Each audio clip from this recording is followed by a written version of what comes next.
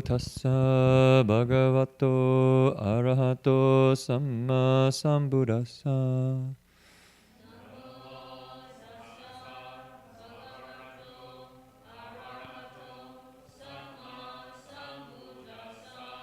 Homage to the blessed, noble, and perfectly enlightened one.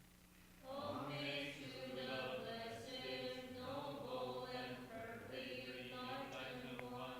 Namo Sadanto Sucedoye Alahadi Samyao Samputoche.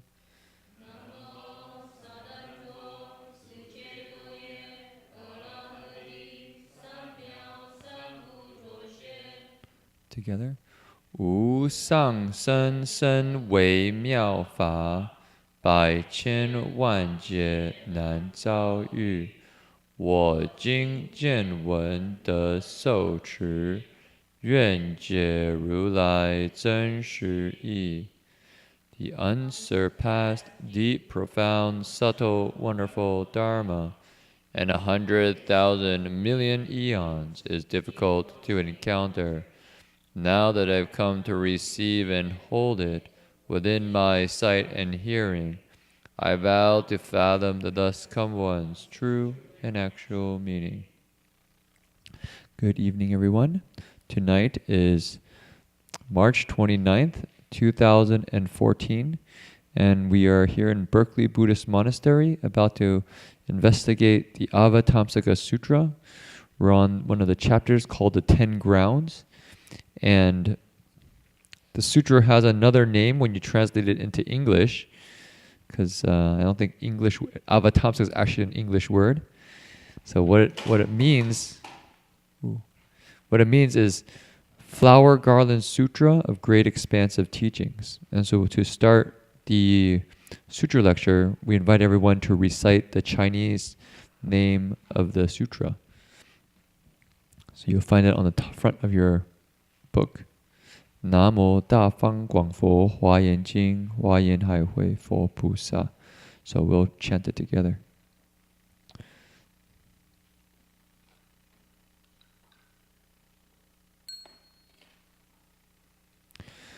Namo Da Fang Guang Fo Hua Yan Jing Hua Yan Nai Wei Fo Pu Sai. Namo Da Fang Guang Fo Hua Yan Jing Hua Yan Nai Wei Fo Pu Sai. Namo Da Fang Guang Fo Hua Yan Jing Hua Yan Nai Wei Fo Pu Sai. Namo Da Fang Guang Fo Hua Yan Jing Hua Yan Nai Wei Fo Pu Sai. Namo Da Fang Guang Fo Hua Yan Jing Hua Yan Nai Wei Fo Pu Sai. Namo Da Fang Guang Fo Hua Yan Jing Hua Yan Nai Wei Fo Pu Sai. Namo Da Fang Guang Fo Hua Yan Jing Hua Yan Nai Wei Fo Pu Sai.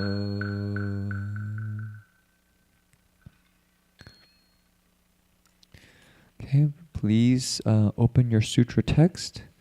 We are on page, see here, in the verses section on page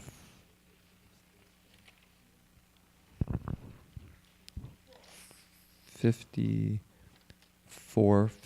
on page 55.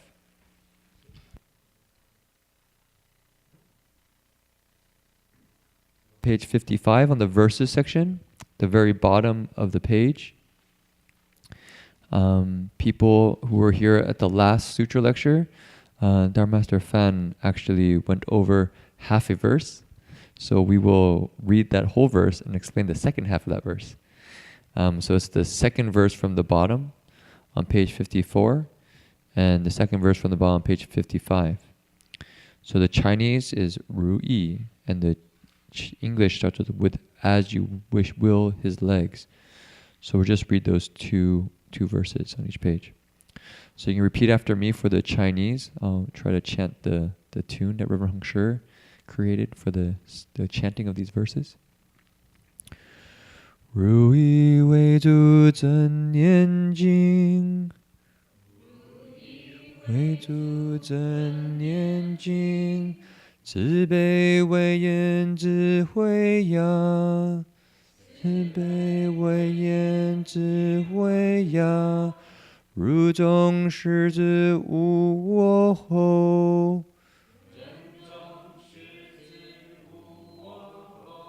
破烦恼愿入无地，恼愿入无地，菩萨住此地无地，专修真上清净道。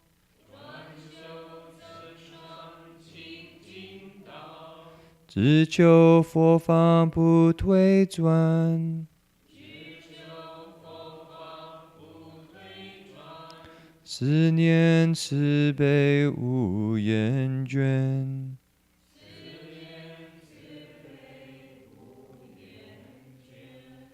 Okay, if we read the English together. With as you will his legs and proper mindfulness his throat, with kindness and compassion as his eyes, and wisdom as his teeth. This lying among people with the roar that has no self, breaks up enemies of affliction, so he enters the fifth ground. When the Bodhisattva dwells upon this, the fifth ground, he progressively cultivates the way to ever higher purity. He resolutely seeks the Buddha Dharma and does not turn back. He keeps thoughts of kindness and compassion without ever growing tired. Okay, so tonight we are going to start with the analogy of wisdom as his teeth. Because last time Dharma Master Fan spoke about the as you will his legs, and the proper mindfulness as his throat, and the kindness and compassion as his eyes. But he didn't actually go over the wisdom as his teeth. And so, just to start, people, I believe most of the people here are familiar with the sutra lecture. We're going over the 10 grounds, and so this is the Bodhisattva's stages of practice. So these verses are actually summarizing what was happening before in the sutra. So first the Buddha has one of the Bodhisattvas speak about the practices of a Bodhisattva, and he basically explains it in prose, just explains it normally, and then now he gives verses. So this aids one in remembering the sutra, helps us have a better sense of the Dharma, and also gives us a different way to understand it. This one's using metaphor, and using very concrete metaphors. Basically our various body parts. So the first one, or the one here, is about wisdom as his teeth. So why would wisdom be compared to teeth? So one of the things I thought of was we actually have something we call wisdom teeth. We actually have a dentist here. Yeah, for most of us, probably got them plucked out because I think they were actually useful when we actually had to eat food that was not very well cooked, or we had to go and hunt for it or scavenge for something. We had to use our teeth to gnaw through very tough things, and so oftentimes we might lose a couple teeth. And so later these wisdom teeth would grow out. So when I looked on Google, so why are wisdom teeth called wisdom teeth? They're because they say they come out in the age of wisdom, meaning when you're older. They don't come on when we're little kids and you can say young and naive, and oftentimes without too much wisdom. So I think in the world we often think of wisdom as something to do with experience. That people who have more years have more wisdom. And I think, though, sometimes that's not always necessarily the case. But But why would that be? Why would we have more wisdom when we're older? So not to talk just about Buddhist wisdom, but I'm just talking first about the wisdom of the world. I think the reason that people associate wisdom with age is because it comes with experience. It comes with a sense of being able to see the bigger picture. Oftentimes I think somebody who has wisdom is actually, with a very Buddhist term, is non-attached. They see the world and they know that there's a lot of patterns that happen. They've seen things rise and fall, and so they go, well, it's no problem. You maybe lost your job now, but a lot of people have lost their jobs. You might have even have a family member pass away. Well, I've seen my friends pass away. And if the elder has wisdom, they have this cool, very steady, very reliable presence to them. I think people might have grandparents like that. I know I had a grandma like that, who had a presence who was just very calm and steady. So that's the wisdom that comes with age. But another thought for wisdom is that in Buddhism, wisdom actually connects with being able to see the conditioned reality, that things have a conditioned reality. They don't have an intrinsic essence to them that we can attach to and hold on to and say they'll always be there. So how does that relate to teeth? Well, for teeth, we often take in food, and that helps us digest the food. We chew it up, we break it down, and then we can digest it.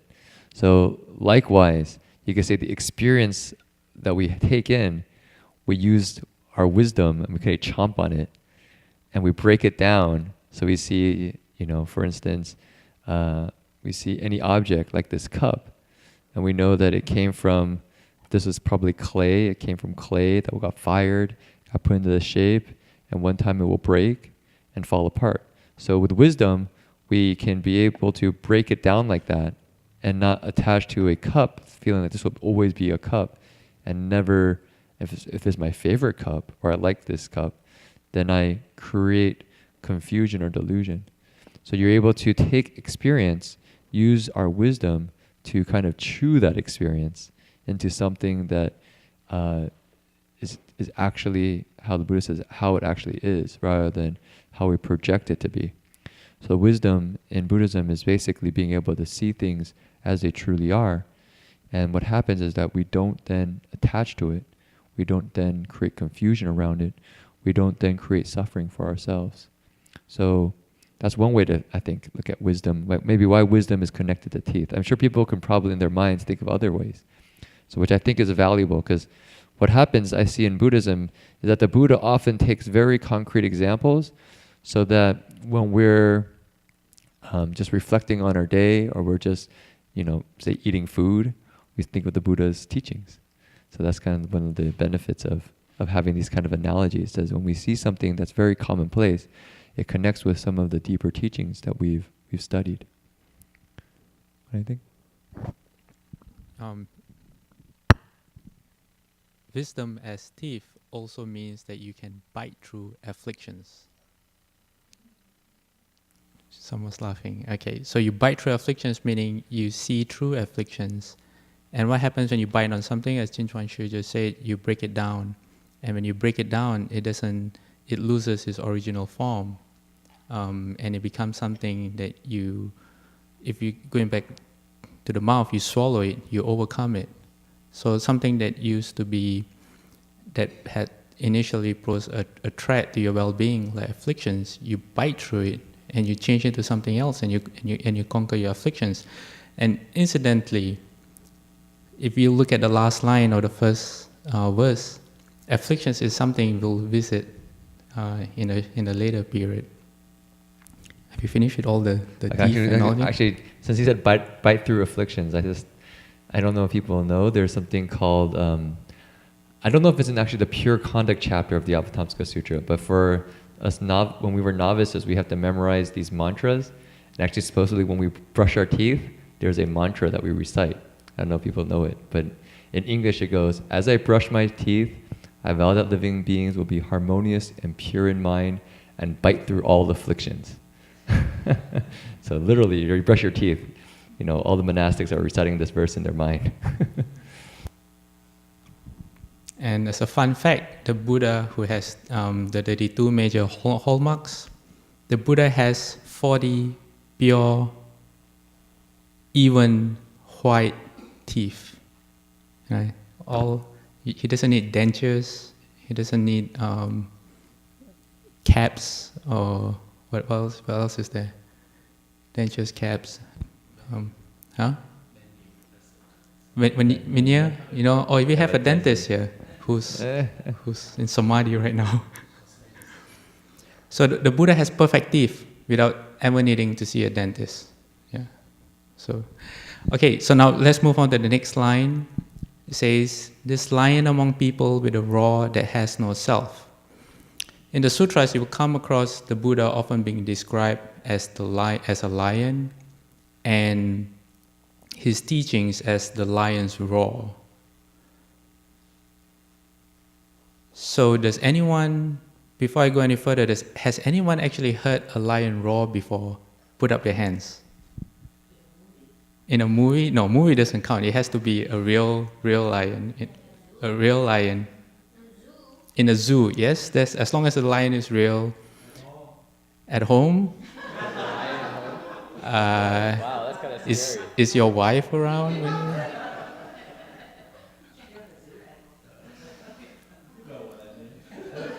Okay, when I said, has anyone heard lion, he said at home.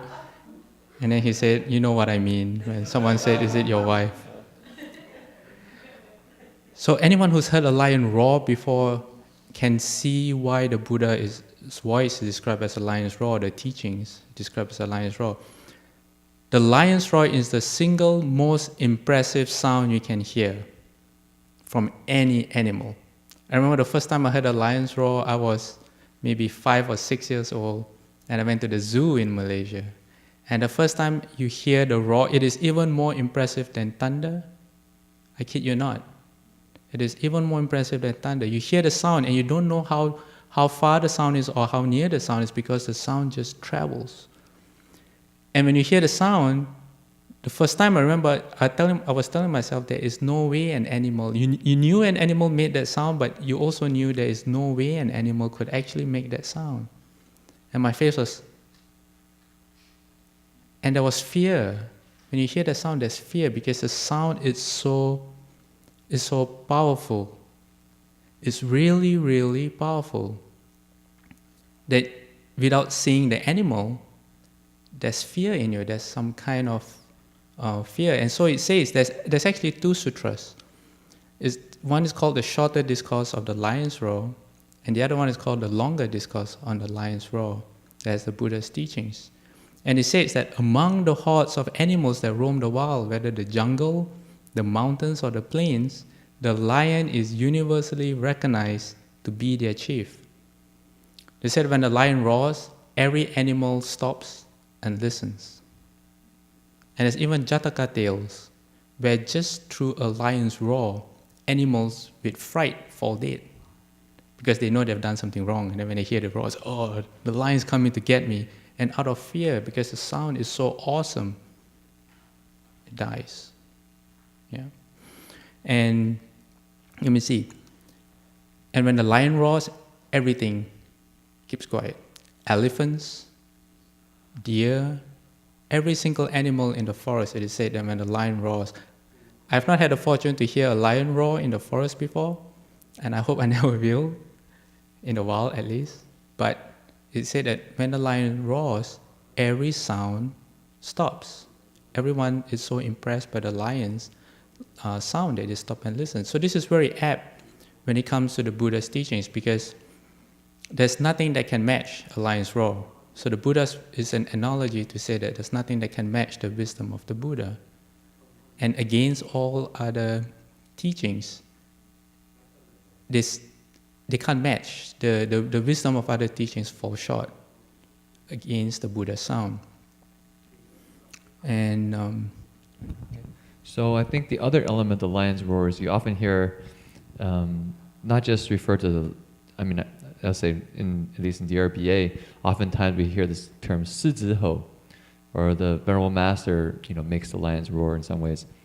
And so I could think of many instances when basically Master Hua would take the Dharma seat, and people would say, well, he made the lions roar. Basically, he spoke the Dharma in a way that made people quite frightened or quite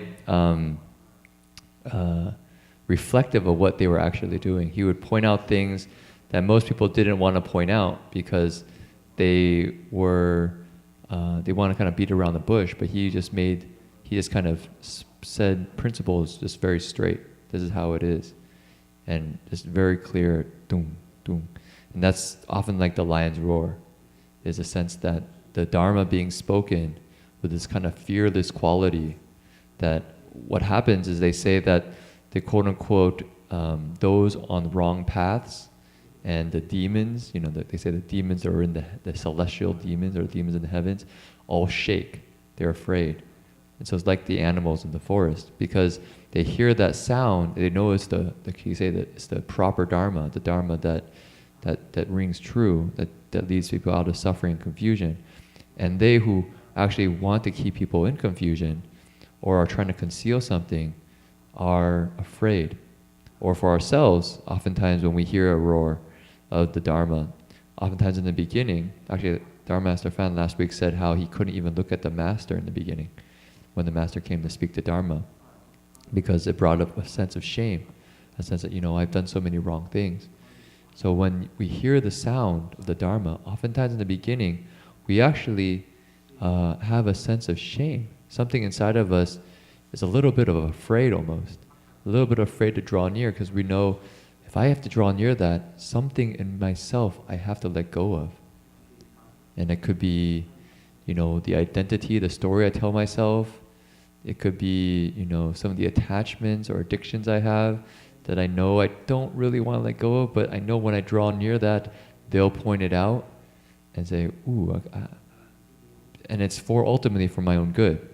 And so that's the sound of the lion's roar. It's not a sound that is for flattery or pleasing you. It's a sound that is basically it's not quite like a dog barking either, like outside right now. It's something that basically shakes you up. It makes you awake, and it makes you vigorous. It makes you see yourself more clearly. And also, I'll say, if you're on the proper path, it also makes you almost fearless, because you have a feeling like this is your friend almost. This is the Dharma, and you're following it, and a great master is speaking it, and it's clearing this path before you to walk on this bright road. At least that's an experience. It's like, it makes a kind of a sense, also gives you a sense of fearlessness. If you know that lion's on your side, you have some courage. So how can you have the lion's roar? The lion's roar is applicable to two kinds of people who speak the Dharma. The first is the Buddha, and the second one are the Buddha's disciples who have attained arhatship, or the great bodhisattvas. And that's because they have great wisdom and awesome virtue. So if you cultivate virtue, and if you get rid of afflictions, then you too can have a lion's roar, in the sense that when you speak, people listen, because they know that you come from a place that's your motivation is different from normal beings. So people will listen, and people pay attention. And just one last thing about a lion's sound. It's not just a lion's roar that is impressive. A lion can make many sounds, and most of the sounds are very loud. And it's not just a roar. The roar is the greatest one of all. But that sounds a lion makes at the same time that is really, really like a purring of a cat, but like maybe 20,000 cats purring at the same time, with the bass dial up. Yep. So the Lion of the Sutra says, this lion among people with the roar that has no self. So what it means by the roar, just a moment, you want to talk about this one? Or do you want me to the Sunaka? Okay, I got ahead of myself for a minute. So there's a story in the longer discourse of the lion's roar in the Pali Canon, and basically, because it's from the sutra, I'll just read and quote it directly. It says, there was one monk that was denouncing the Buddha. He had left the Dharma and he denounced the Buddha.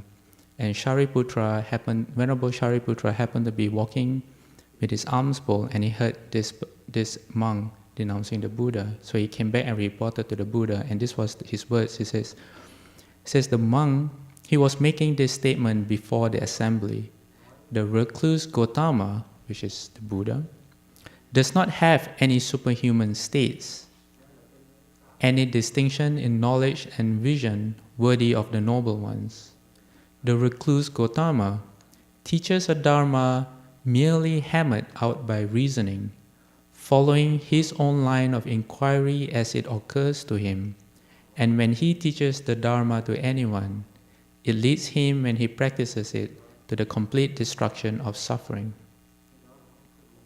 Did everyone get that? I'll repeat that again because this is very important. There's a very subtle distinction. It says, the recluse Gautama does not have any superhuman states, any distinction in knowledge and vision worthy of the noble ones. The recluse Gautama teaches a dharma merely hammered out by reasoning, following his own line of inquiry as it occurs to him. And when he teaches the dharma to anyone, it leads him, when he practices it, to the complete destruction of suffering. And you know what the Buddha's reply was? The Blessed One said, Sariputra, the misguided man Sanakata is the monk who denounced the Dharma, is angry, and his words are spoken out of anger. Thinking to discredit the Tathagata, he actually praises him. For it is a praise of the Tathagata to say of him, when he teaches the Dharma to anyone, it leads him, when he practices it, to the complete destruction of suffering. So basically the Buddha turned it around and says, yes, this person is speaking out of anger, but he says that this person is also praising the Buddha because of the last statement. He says, and when he teaches the Dharma to anyone, it leads him, when he practices it, to the complete destruction of suffering. And that's what the Buddha's teachings are for everyone to put it in place and to destroy afflictions which cause suffering. But in the beginning, he said, when the recluse Gautama does not have any superhuman states or any distinction in knowledge and vision worthy of the noble ones, that is obviously wrong. And further, he said, the recluse Gautama teaches a dharma merely hammered out by reasoning, meaning that he says that the Buddha is using his conscious mind, his sixth consciousness, to reason out his theories on life. Okay? And he also said, following his own line of inquiry as it occurs to him. So if you are interested in this sutra, it's called the Sutra of the Longer Discourse on the Lion's Roar. And the Buddha then, the reason why this sutra is called the Lion's Roar is because then the Buddha goes into all the different abilities, the 10 powers of the Buddha, and all the abilities that the Buddha can do, including the Arhat powers, to show that this person does not speak out of understanding. So coming to the second part of the verse, it says, with the roar that has no self. What does it mean, has no self? Okay. So for this, it means that the Buddha recognizes that everything in the world is not self. And not just everything in the world, but everything that people mistakenly believe to be themselves is not self. So in other words, the Buddha sees the 5 skandhas. The 5 skandhas, or the 5 aggregates, is a way to break down or to classify all phenomena in the world, both external and internal, within the mind. So what are the 5 aggregates? There's form. Okay, so form means everything that we see, we touch, we feel, we taste, we hear, we smell. Anything to do with all the senses of the body and anything external, that's form. Okay, so the Buddha says form is not self. Okay, and that's very easy. Of course, you can say that this cup is not self. That's not me. And then there's another thing that he says, feeling is not self. So anything that you feel, sensations, emotions that you feel, is not self. Don't mistake emotions that you feel to be part of you. Okay? And the third one is perception or cognition, meaning our thinking, our deliberation, the way our mind works when we see something. Like when I see this, I'm wondering, is there any water in this cup? And before I touch the cup, I'm thinking to myself, is the water hot or cold? The Buddha says, this thinking, this deliberation of the mind is not self. Don't mistake that to be you. And that's very different from how normal people view the world. Most people think that they are the sum of their thoughts. But the Buddha says, no, that is not self. And then the fourth one is, 1, 2, 3. The fourth one is determinations or formations or activities.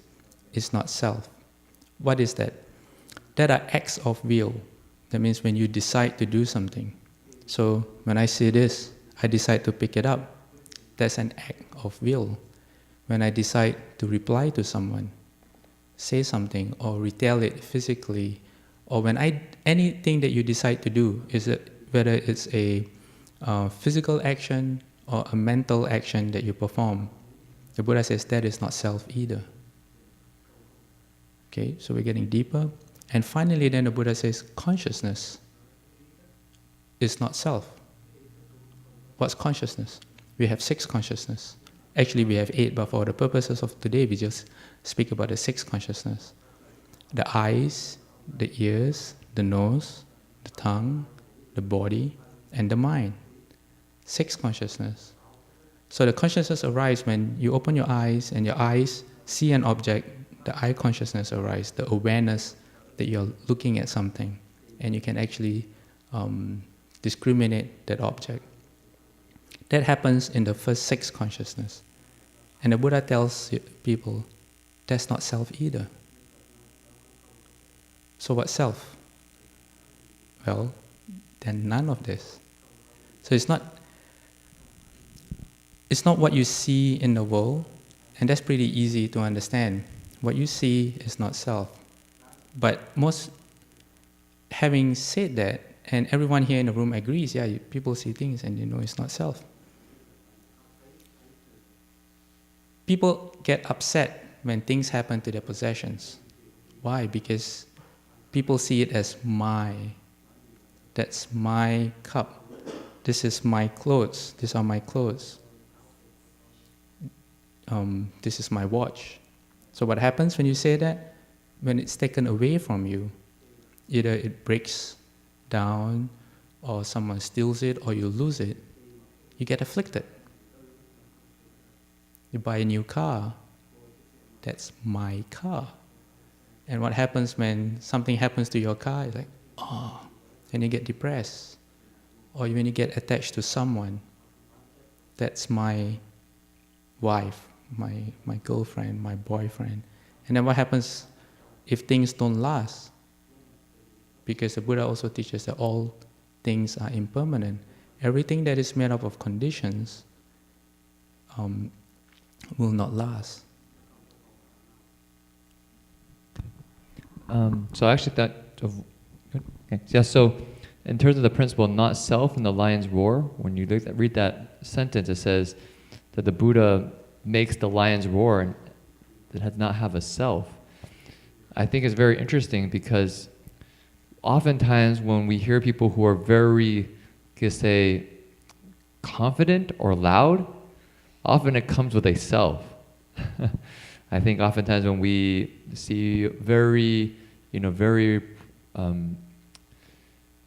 famous people speaking or people we know giving speeches, there's often a very strong self behind it that kind of extremely attractive, that draws you in because of a self.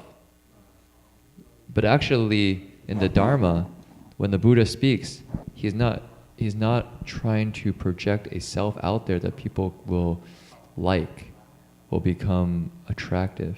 In fact, when we were also novices, Rev. Heng Sure with Brian Conroy, I believe people know Brian Conroy, he's the storyteller, really good storyteller, right? And they came and taught us how to basically some public speaking skills and Dharma speaking.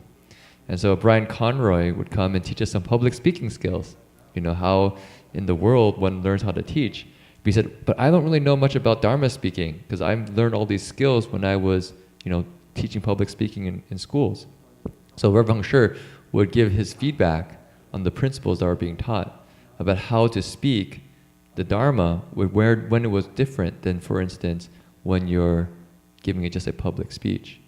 And the difference, a lot of it is that you're not speaking from a self. If you're speaking from a self, you're not speaking the Dharma. You're drawing people to your personality, to you, and not to the Dharma. So in a Dharma lecture or Sutra lecture, the ideal, the best is that almost like we're not even here. We're just a conduit so that the Dharma can be expressed. And that's the underlying spirit. So as the Buddha here, he's making this lion's roar. He's not making the lion's roar so that he can be seen as a great teacher. He's not making the lion's roar so that he can be the first or leader among people, be a lion among people. He's doing it because he wants to help people out of suffering. And so I think that's a very important point for us to realize in terms of the Dharma, is that it's something where we're learning it and we're all trying to cultivate a sense of no self. It's not trying to cultivate a sense of skillfulness, drawing where our self is somehow in the center. And I thought of one poem that I really liked when I was a young man, just starting to learn Buddhism, and I got inspired to the monastic path largely from a monk in the Catholic tradition called Thomas Merton. He translated some poems by Zhuangzi. It's kind of interesting because he didn't actually know any Chinese, so he compared various translations, he put it together and then wrote it into English poetry. And what I really like about him is that he really has very good English, so he can capture kind of the essence of what I think the principle is.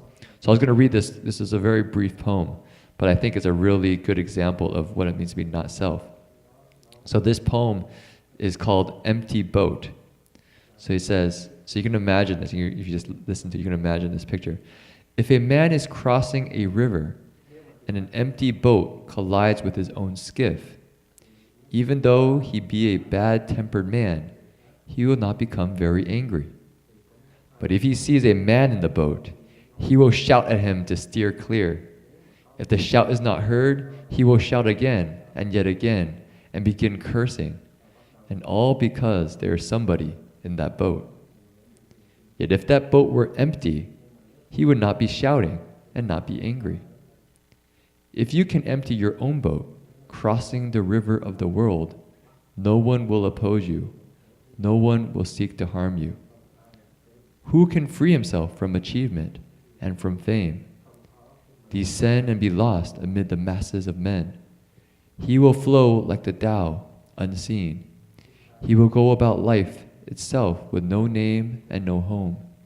Simple is he, without distinction. To all appearances, he is a fool. His steps leave no trace. He has no power. He achieves nothing, has no reputation. Since he judges no one judges him. Such is the perfect man. His boat is empty. So if you're in a family and somebody scolds you, just think, yeah, I'm an empty boat. It's an empty boat.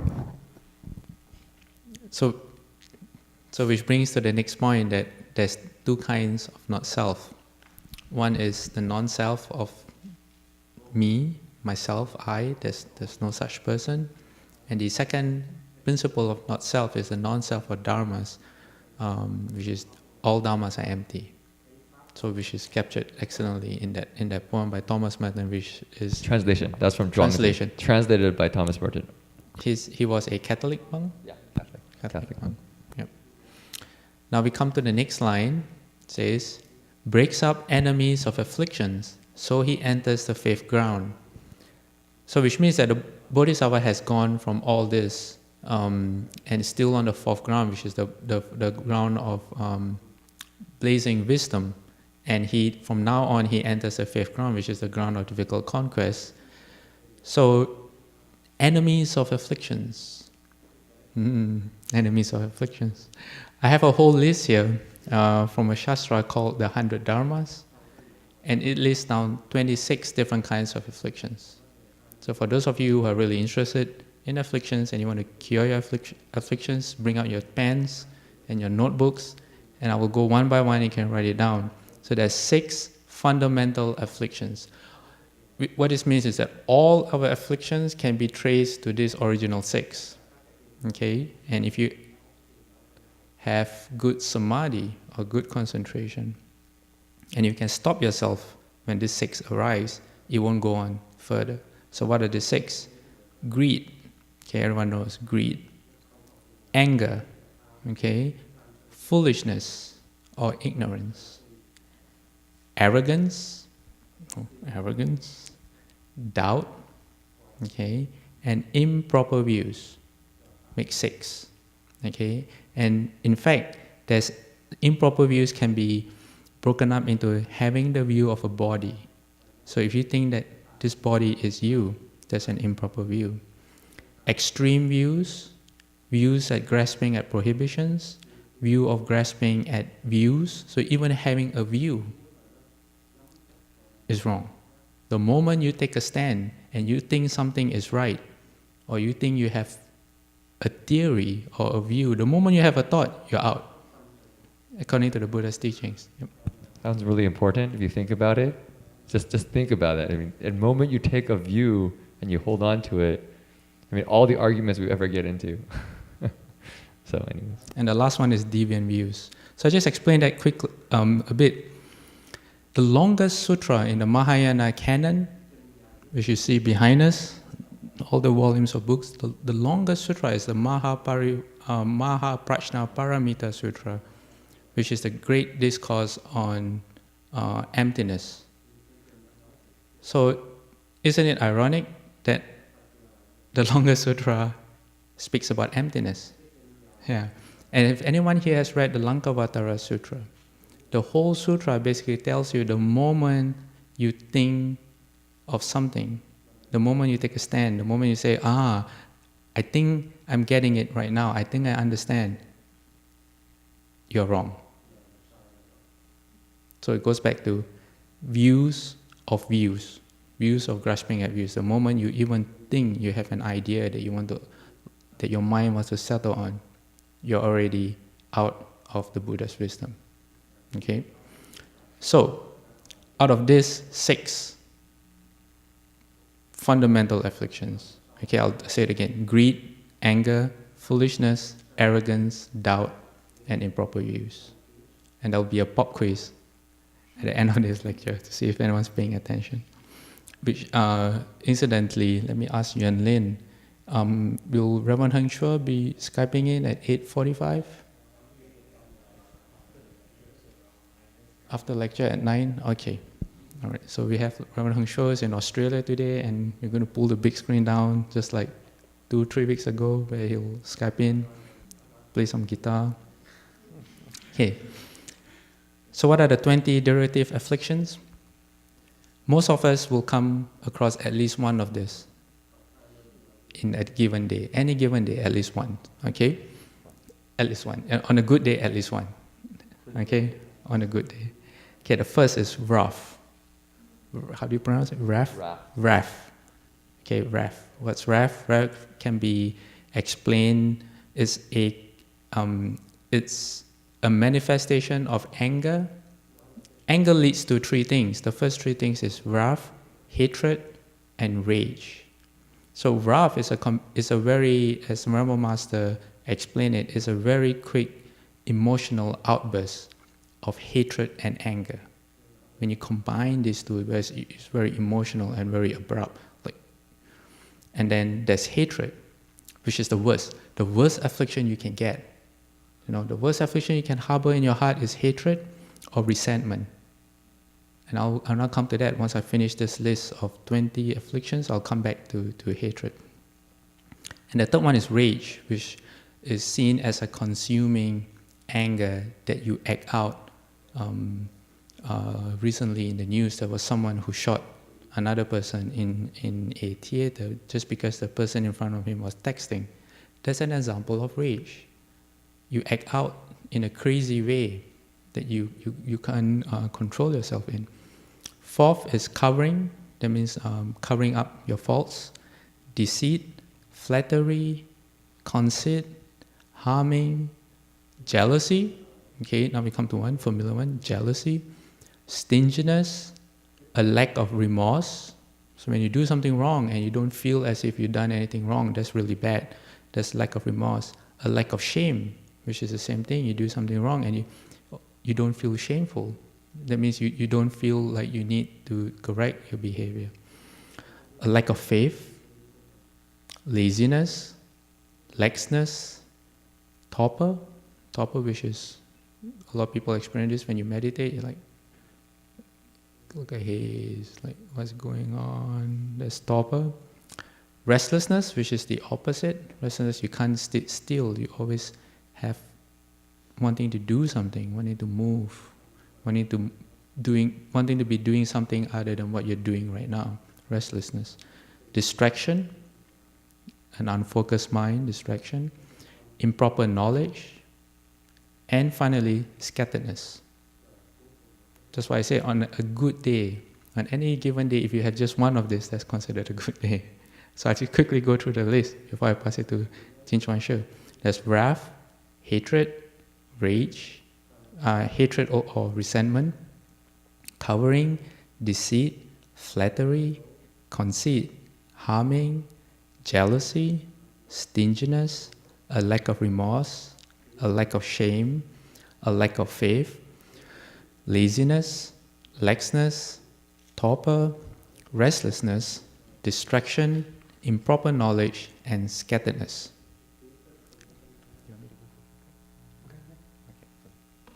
So he said of all the three poisons, hatred is the most,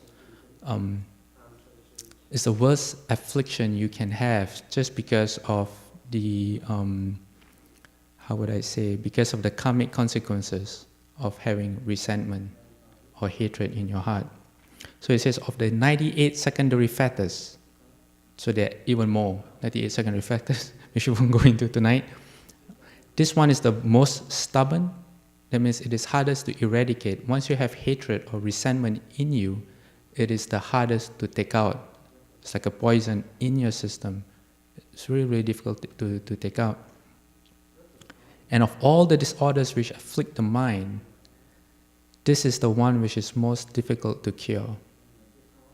I know someone who, because of a minor argument that happened, I think 30 years ago, still harbors a very, very strong resentment for the person 30 years later. And these people are related. To the extent that when this person passed away, this other person who was harboring the resentment over a very small thing did not go to the funeral of this person, regardless of the family members. So that's how resentment can be. It can stay in you, it can fester for a long, long time. And people consumed by hatred or resentment, it is said, fail to distinguish between wholesome and unwholesome. They're like being possessed. Reasoning does not work with people who are consumed by hatred. Have you ever, in a moment of hatred, wished someone would die? That's hatred. It's an emotion that's so intense and so strong that you actually can wish for someone to disappear just for your own benefit. And that's how evil hatred can be. A person consumed by hatred fails to regard cause and effect. You do things without any consideration of what might happen to you based on your actions. You disregard the law. You disregard people's feelings. You just want to do what you think you feel to be justified at that time. It could be pulling a trigger. It could be hitting someone. It could be saying very mean things, or even not saying anything and just turning away and walking away from someone. That's a result of hatred and resentment. And you don't care. You actually want the other person to feel hurt. That's the whole point of doing that. A person like that doesn't see that other people are suffering. So you have no disregard for other people at all. Fails to see the toll taken on themselves, both physically and mentally. I remember when I was growing up, I had moments like that, and it left me totally.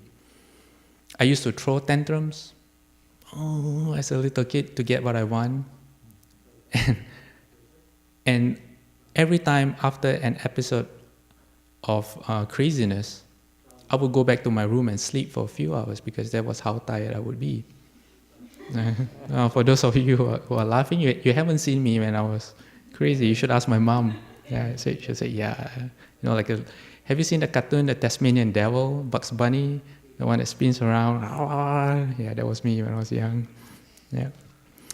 And it says, a person full of hatred is like a venomous snake. So no one wants to be near a person like that. If you ever had any friends who were consumed by hatred, you want to stay away from the person because you never know what a person is going to do. Yeah. And which brings me to the story of Devadatta.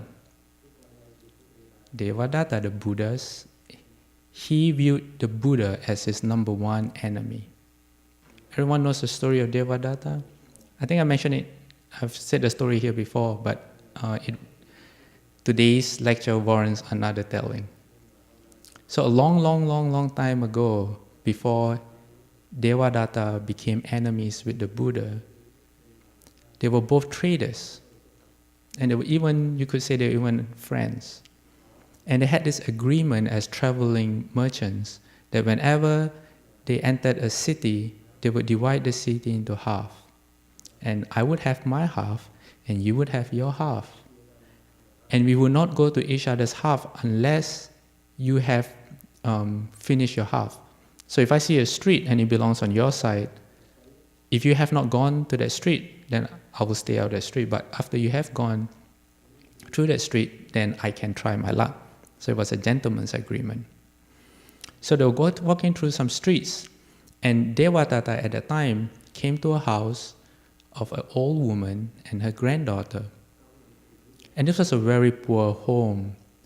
They used to be really, really rich, and what happened was they lost all their money. So Devadatta came to the door and knocked on the door. And then the old woman opened the door and he said, oh, we have nothing to trade. But the granddaughter said, I really want something for my hair. I really want something for my hair. What do we have to trade? And the woman looked around and said, well, we have this old, dirty, crusted bowl. And she showed it to Devadatta and she said, please, sir, do you have something that you can give me for my granddaughter in exchange for this bowl? This is all that we have. Devadatta took one look at it, he scratched a corner, and he realized that underneath all that dirt, this bowl was pure gold. And he couldn't believe his luck. He said, whoa. And he realized this old woman didn't know what that bowl was. And that's how rich they used to be. You know, they were so rich, they had bowls of pure gold, but this was the only thing they had left, and she didn't know that it was gold. So what did Devadatta do at that time? He took the bowl and he threw it on the ground and said, this worthless bowl, I can't trade anything with it, because he had in his mind, he said, I'll tell her this is worthless, and then I'll come back later and get an even better deal. That was how greedy he was, affliction, okay, greedy. So Devadatta left the house, and then along came the Buddha, who was not a Buddha yet, and said, oh, my partner has come to this house before, so I can go to this house. So he knocked on the door, and then the old lady opened the door, and the old lady said, well, another merchant came by, and all we had was this old bowl, and the merchant said that it was useless. So the Buddha said, let me look at the bowl. And he looked at the bowl and he realized that this was solid gold, a solid gold bowl. And he told the old lady, he said, lady, your bowl is made of solid gold. And it is far more valuable than anything that I have. I can't trade anything that I have for this bowl. And then the old lady thought that the bowl, which was a lousy, old, dirty bowl, had been transformed into a gold bowl by this merchant because of his kind heart. So she said, the lady said, well, just give me what you have. If the bowl is so valuable, just give me what you have and you can have the bowl. I don't need anything much. So the Buddha said, oh, okay, in that case, so the Buddha took out all his money, saved for a few coins to pay the ferryman. He gave her everything that he had, and he took the bowl with her. So then he went to cross the river. And as he was crossing the river, Devadatta went back to the home.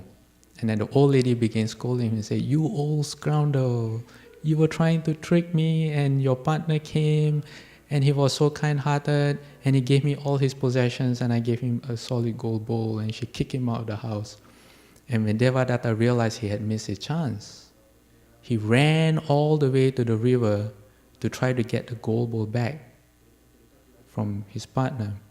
And seeing that the Buddha had already sailed across, and when he realized that out of his greed and out of his foolishness, he cheated himself out of a gold bowl, out of a fortune, he was so filled with hatred and resentment against the Buddha that it was said that his heart burst and he died on the spot. And from that time on, he always regarded the Buddha as his enemy, and he even tried to harm or to kill the Buddha when the Buddha finally became the Buddha. So be careful of who you have resentment against, because that person might end up being the Buddha, and you might be the Buddha's arch enemy, right? So they say resentment is the worst thing, the worst affliction you can harbor in yourself.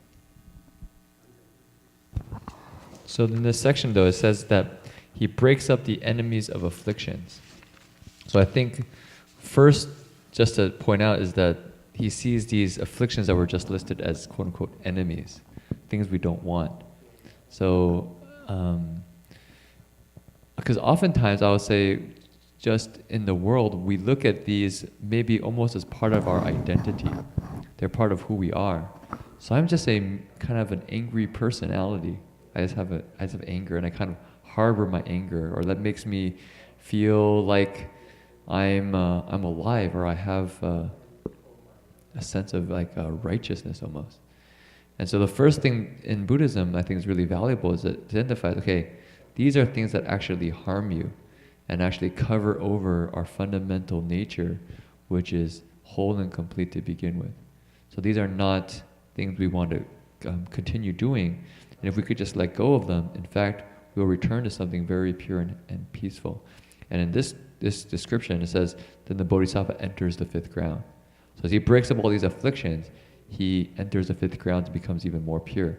So basically, underneath all these quote-unquote afflictions is a pure nature that we're returning to. I think that's really important, because it's not that when we remove these afflictions, we find even more affliction underneath it, a more scary level of affliction. It might seem that way in the beginning, because as you start cultivating, oftentimes we don't realize how much stuff we have in our mind that we haven't taken care of. So in the beginning, I was just talking to a person who recently took the precepts and started cultivating. And he's like, oh my goodness, my mind is so crazy. And all this stuff starts happening. And in the beginning, for sure, these afflictions come up and it seems endless.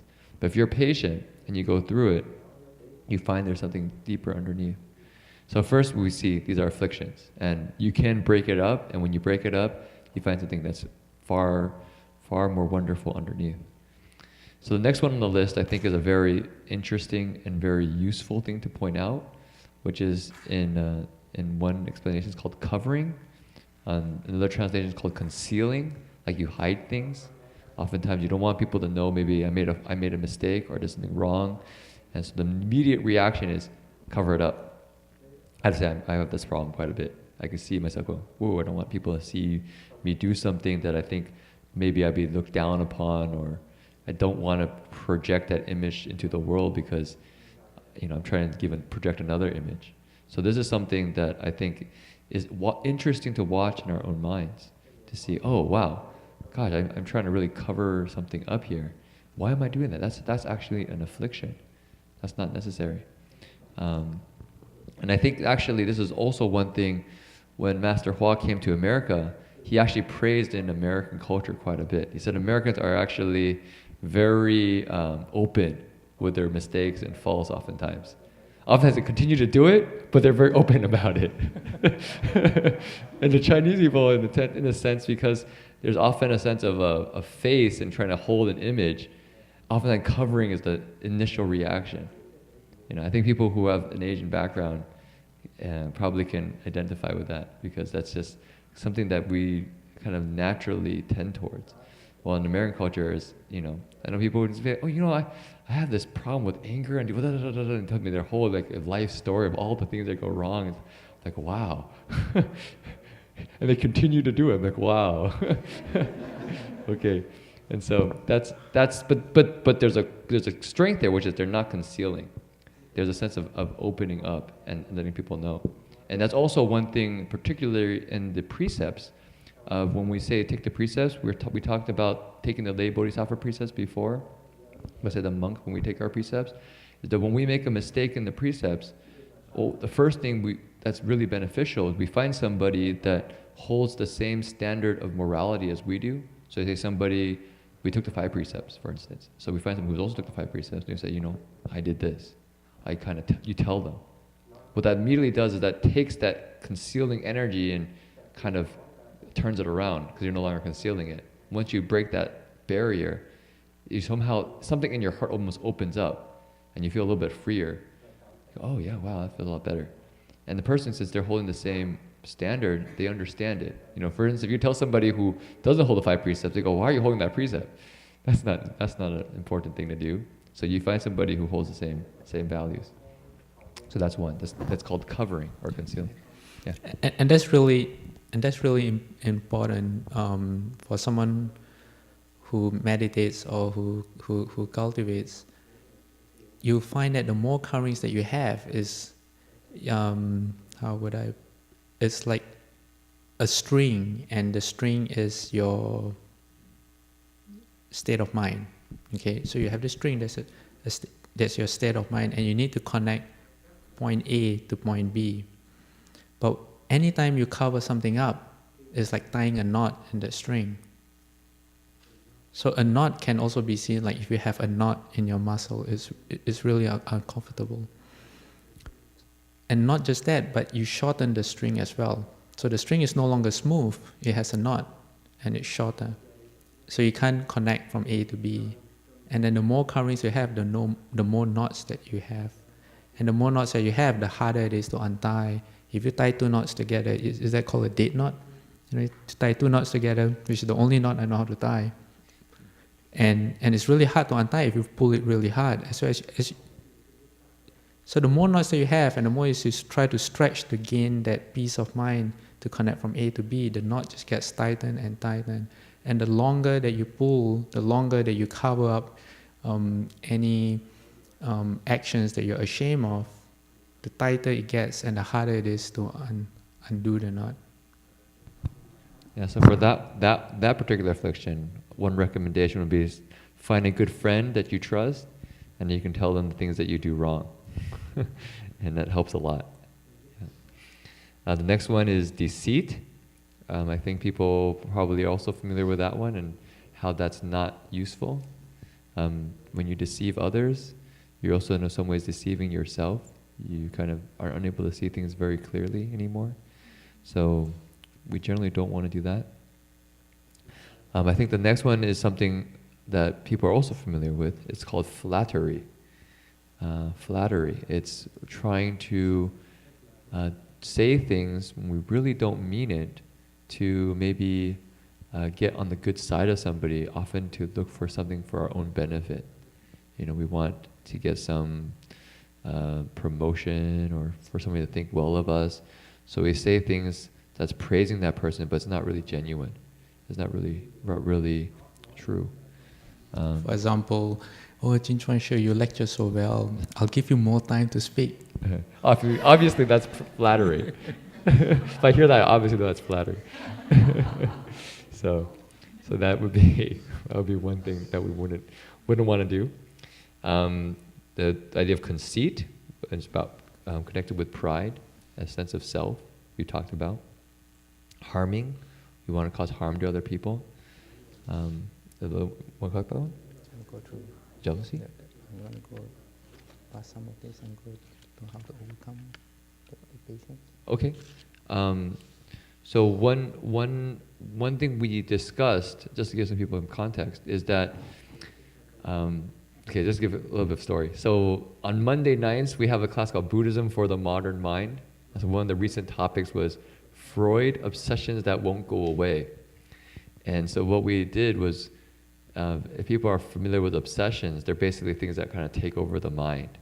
All of a sudden, we're consumed by something and we can't get it out of our mind. We probably can't even sleep. Sometimes we can't even eat. We just keep thinking about whatever it is. It could be something we're angry at, or something we're really kind of seeking after.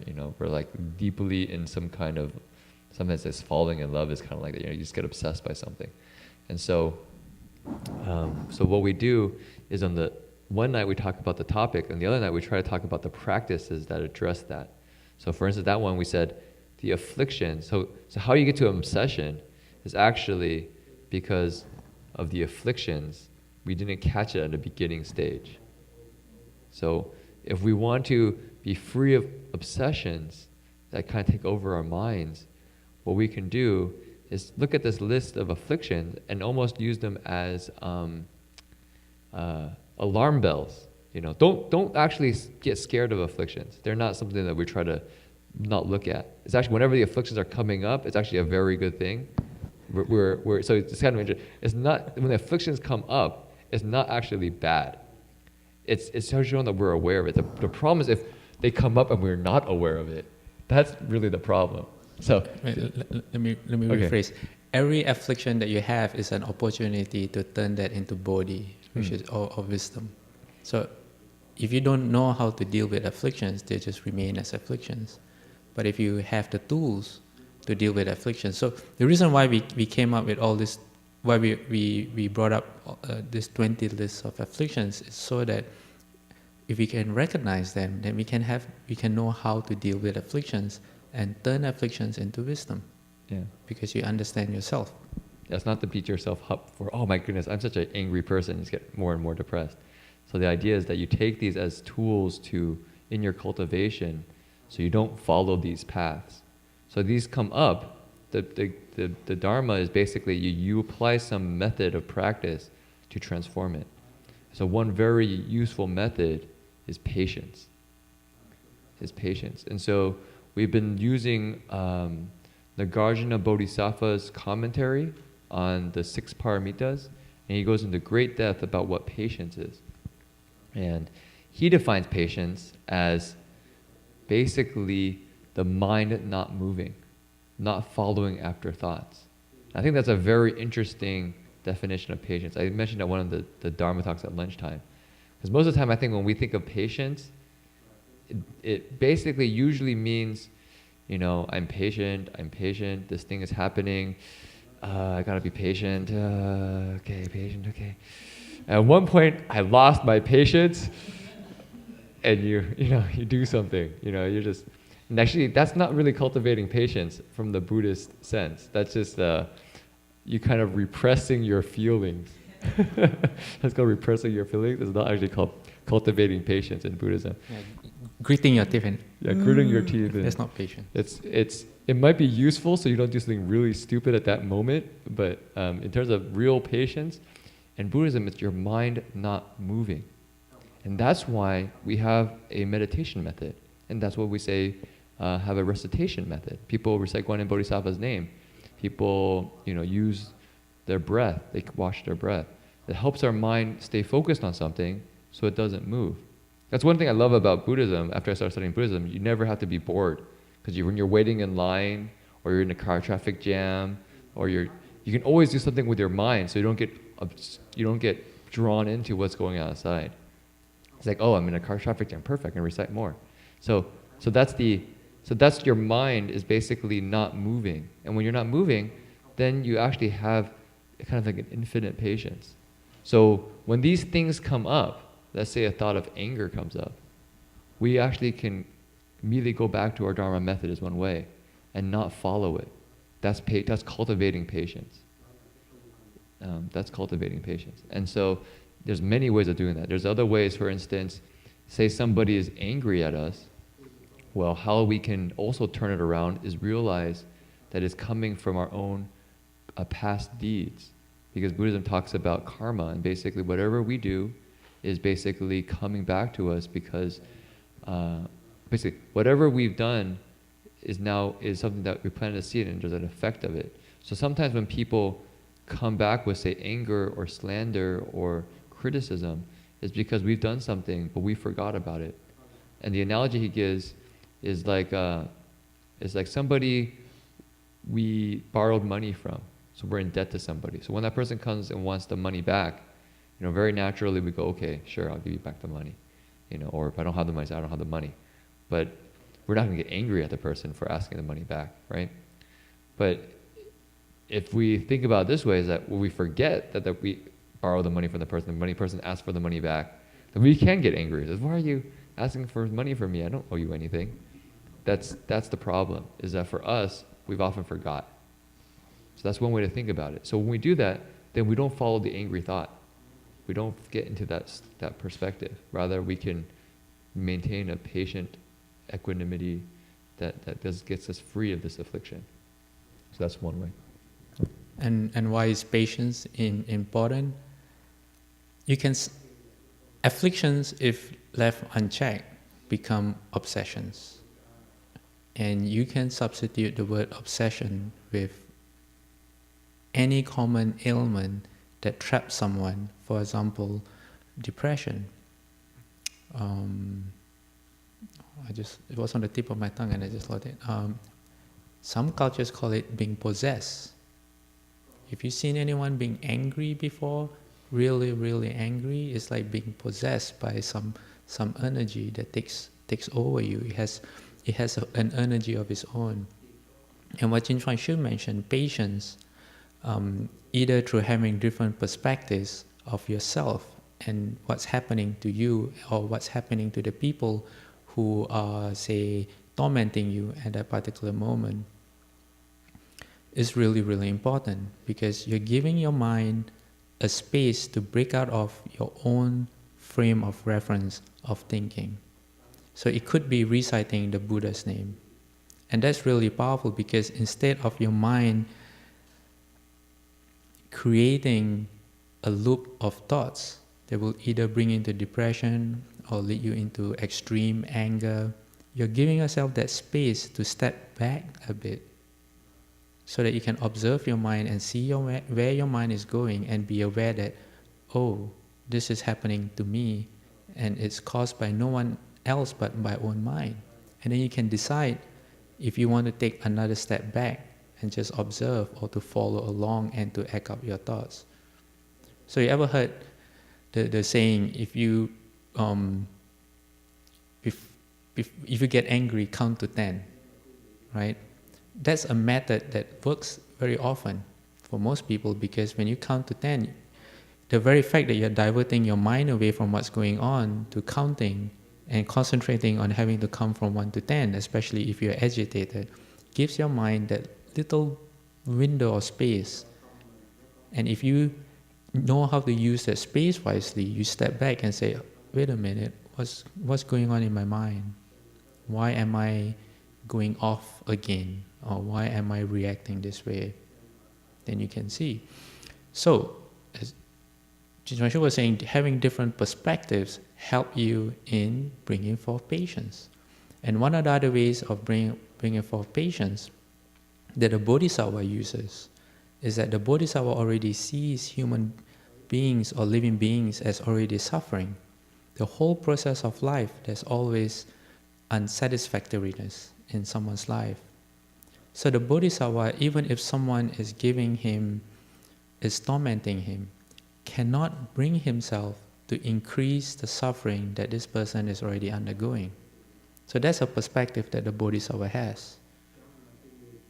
And then the other perspective that they can bring forth when you're in a difficult situation is to see people as your close relatives. I know sometimes that won't help. Just seeing someone as a close relative might make it worse. But usually, you have different close relatives to choose from. So choose a dear close relative. Or you can see it as how a mother would treat her child. Most mothers that I know, no matter what the child does, they will always be my son or my daughter. And you will always be welcome back, no matter what, most in general. So you can have that perspective on people around you. You can employ a heart of compassion and loving kindness for the people who's giving you a lot of problems, to deal with them, to give yourself that space in your mind not to react back with anger or hatred and just escalate the situation. So as I said, these are all various tools to break up the afflictions. The next one we had on the list was jealousy.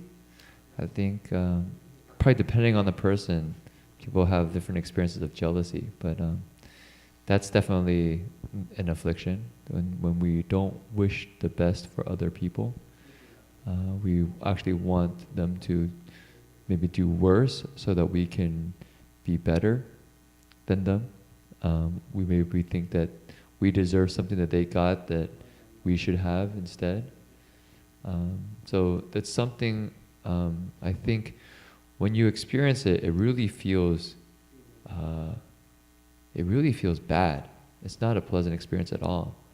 And for me, it was actually, I remember experiencing it when I was in high school, and it was kind of like a raw, it's almost like a bile in the mouth, and you go, why do I have that experience?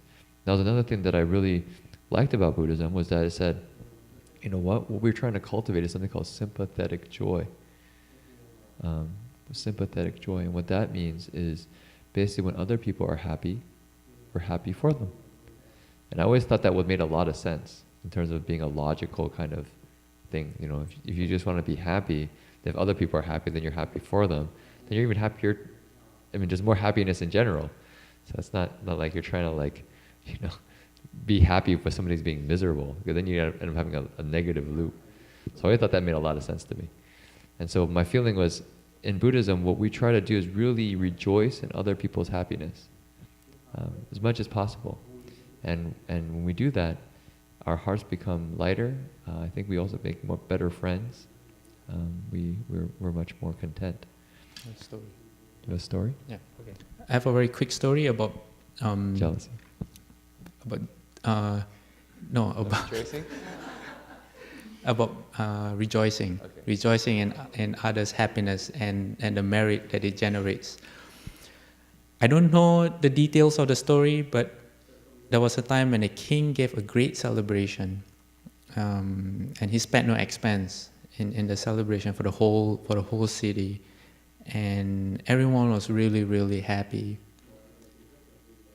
And the king asked one of the monks, or was it a Buddha, or one of the patriarchs, and the king was very proud of himself and said, "Who has the greatest merit today?" And he was surprised by the answer he received. He said, the king expected him to have the greatest merit because he was so happy, and he knew he was responsible for the city's celebration. But the answer was, there's this old lady beggar just outside the city who is so overjoyed that people are having a good time, and she's just sitting there smiling at everyone, and she's just so happy that everyone's enjoying themselves. She has the greatest merit today. And when the king heard this, he was jealous. So yes, it is just jealousy. He was jealous. He said, how can she have the greatest merit? I should have the greatest merit. So he told his guards to take that lady and to take her further away from the city. And as that happened, this old lady got really angry. She said, "Why are you removing this?" And then the king asked the monk, Now who has the greatest merit? And then the monk said, now you do. Oh, sad story. Sad story. Okay, well, I think we're almost 9 o'clock, so I think Reverend Heng Sure will be tuning in soon. Oh, 9:05, 9:10, okay. It's another 5 minutes. Do we Yeah, conclude? Should we conclude now and you need to set up? Do we transfer the merit or? Okay. Yeah, you can do that. Yeah, Okay, yeah, that'd be great. nice. That'd be Yeah. great. So maybe now is the time to ask if anyone has any questions, or questions about or- patience. Or things you have a Yes, feedback Alan? on? Mitofo. Yeah, we went through the list of all the afflictions today, right? Yeah. So I'm kind of very curious. So once these afflictions get turned, so would there be any kind of list of all the positive mind step related to each negative affliction? So I'm kind of curious about that. Do we have also a list kind of parallel to that? So it's kind of like once the affliction get turned, so that is a positive state you may experience. We are glad you asked. Amitofo. We have actually wholesome dharmas in our mind. There's actually 11 wholesome dharmas. I haven't actually sat down and connected the dots between maybe the wholesome dharmas and the afflictions. But I think if you were to actually go through it, you probably could come up with pretty good ideas for what would be the opposing or a wholesome quality when those things are not there. Like for anger, I think compassion and kindness definitely is something that connects to that. You know, we actually read that basically with compassion and kindness as his eyes, you break up the afflictions, right? So if your eyes are always compassionate and kind, seeing all living beings, well, that breaks up the affliction of rage, hatred, wrath. You're not going to pull out a gun to shoot somebody, for texting because you see with kindness. You probably see him, oh my goodness, he's so distracted, he can't concentrate on the movie. I feel bad for him. You're not going to get angry about it. So basically, covering probably is honesty, openness, straightforward. Deceit, honesty, flattery. What would we say? Flattery, sincere. Probably I'll say the opposite of what flattery would be sincere. If you don't flatter, you're sincere. Conceit is probably humble. Harming is probably benefiting. Jealousy, it'd be rejoicing. So if you were to go down, I think you could figure out all the wholesome ones as well. That would be the corollary. I think the other element, though, is that in Buddhism, you don't actually have to cultivate the wholesome. Buddhism does encourage that you kind of can, when there's a wholesome state arises and there's a wholesome thing, you kind of more and more vigorous in practicing it. But oftentimes, by just removing the afflictions, the goodness is already there, if that makes sense. So if we can remove the anger, naturally in our hearts we have compassion and kindness that's just naturally there. The easiest is just to recite the Buddha's name or Guanyin's name. That's the easiest. And you will not be able to see the results on a day-to-day basis. But if you start, say, today, and in everything that you do, when you're driving, when you're eating, you're just reciting the Buddha's name, you will see the benefits after maybe 6 months, 1 year. If you look back 1 year ago of Buddha recitation, you will see a difference. But on a day-to-day basis, because as you grow, as you change with reciting the Buddha's name, you may not be able to realize it. And the reason why it works is because, remember that space that I was saying? So say if Jin-Chuan Sure were to do something that would, under normal circumstances, say, make me feel irritated. For example, he might keep on snapping his fingers while he speaks. So if that would make me irritated, and then what I do is, then I rely on the Buddha's name. So instead of thinking about, he's doing it again, he's snapping his stupid fingers again, I'm thinking, Amitofo, Amitofo, Amitofo, Amitofo, Amitofo. Amitofo. See, that's very skillful. Of course, that's just a hypothetical an example. So instead of me thinking about him doing something that's irritating me, I'm thinking about Amitofo. So if I'm thinking about, if I'm reciting the Buddha's name, there's no way my mind can go to what he's doing. So I'm training my mind.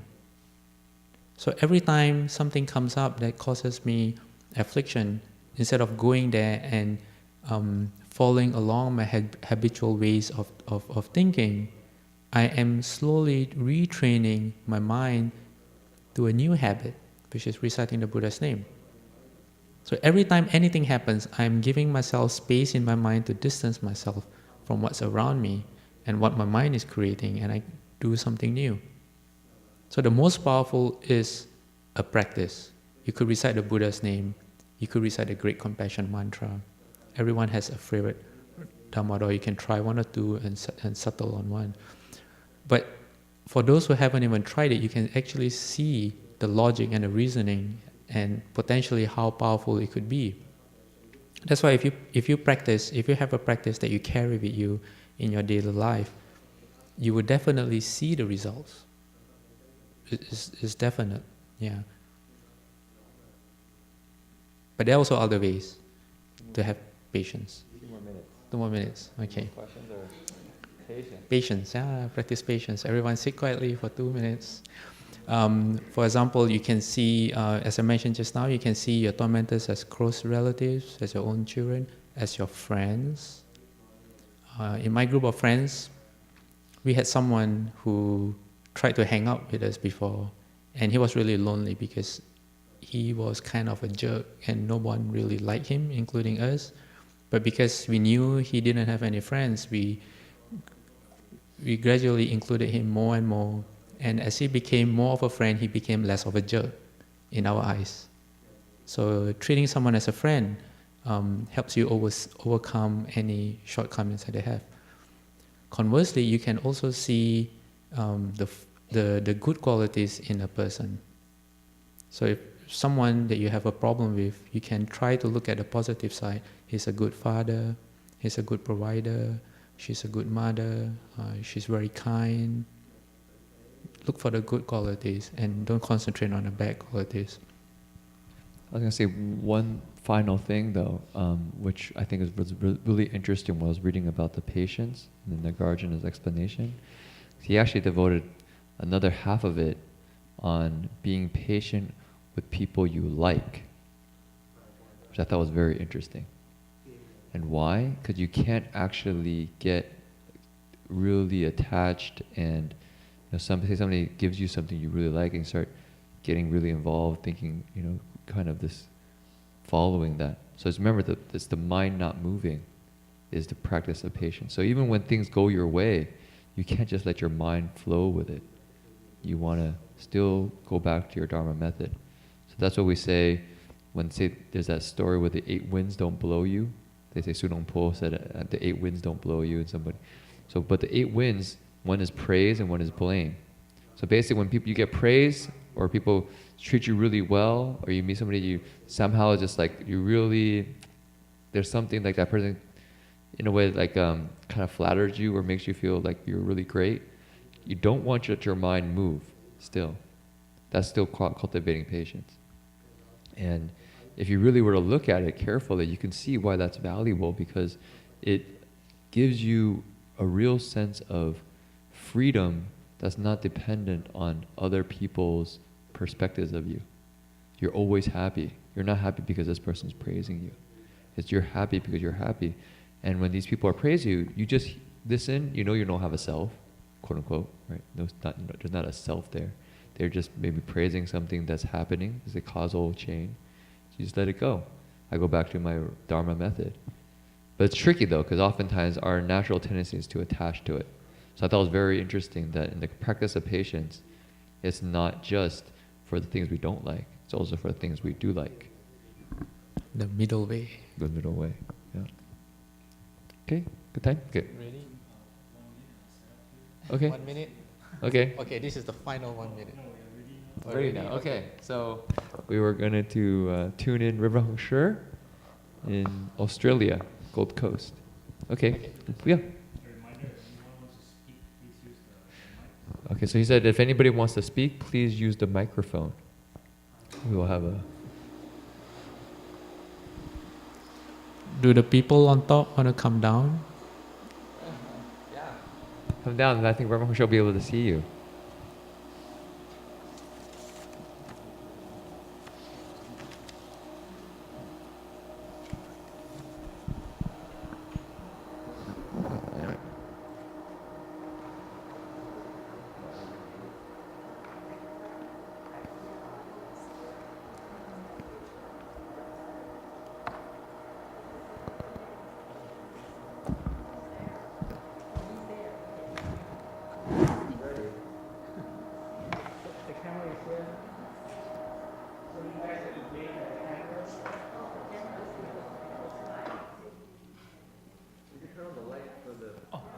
Turn the light? Yeah, this is the second, so you can see the group. Otherwise everybody's dark. Yeah, that's good. Yeah, good.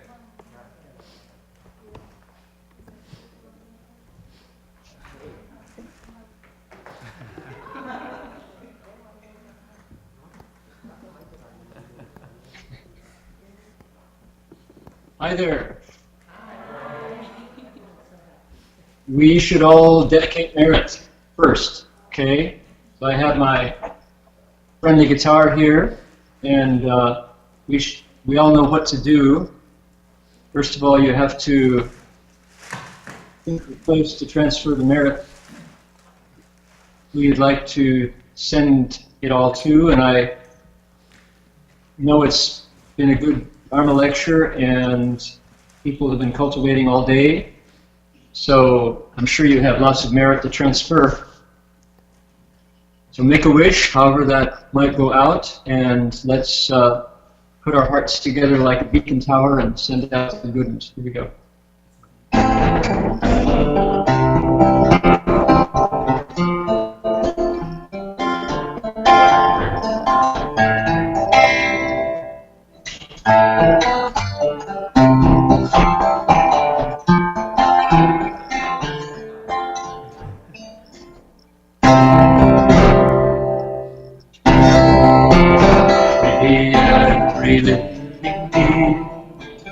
Our hearts as one, radiant is life. Share the fruits of peace, and hearts of goodness, luminous and bright. If people hear and see, our hands and hearts can find unity. Take their minds away to great compassion, wisdom, and to joy. May kindness find reward. May all the sorrow leave their grief and pain. May the flowers fly break the darkness of their endless sky. Because our hearts are one, this world of hate turns into paradise. May all become compassionate and wise. May all become compassionate and wise.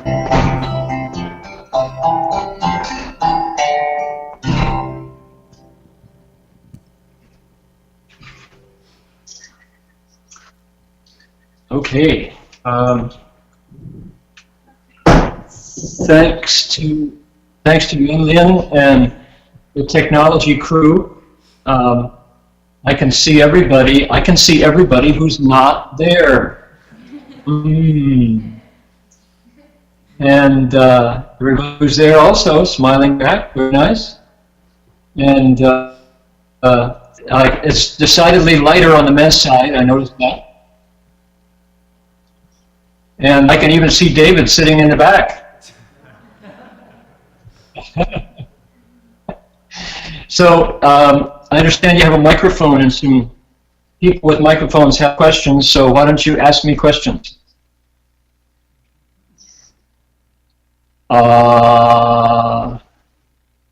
Who has a question? Connie has a question, I'm sure. Somebody hand the microphone to Connie.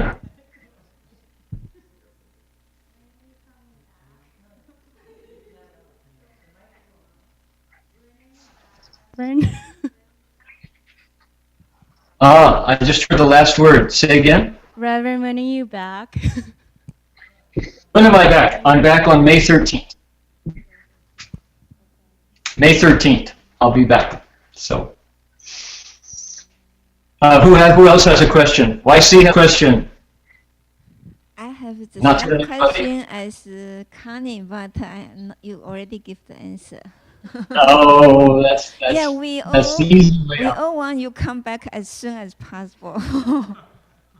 Well, okay, but I know that I have been that the monastery is in good hands while I'm away. So I was just listening to the Dharma talk and to the Sutra lecture, and it sounded good. So, I appreciate you wanting me to come back. On the other hand, it's nice to have people with capable shoulders of carrying the monastery forward.